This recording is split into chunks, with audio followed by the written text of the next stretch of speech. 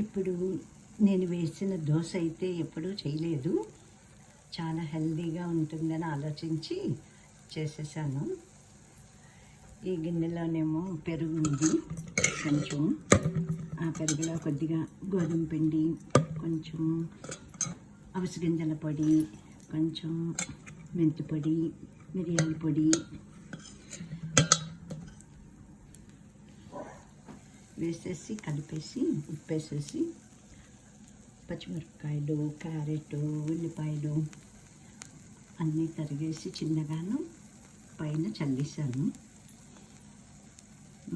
ఇంకా పప్పులు వేసాను. నూపప్పు, కొంచెం గుమ్మడి గింజలు, కొంచెం పుట్నాల పప్పు, పల్లీలు కూడా వేస్తాను. పల్లీలు లేవు ఇప్పుడు, అందుకని పల్లీలు వేయలేదు.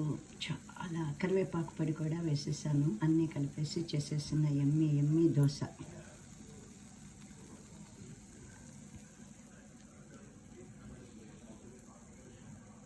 ఇది ఇట్లా వచ్చింది. ఇవాళ మే 11 మార్నింగ్ 12 అవుతూ ఉంది. ఇంకా సాటర్డే కదా, బ్రంచ్ లాగా తినేస్తారని ఇలా చేస్తున్నాను. హరిత తిన్నది బాగుందండి.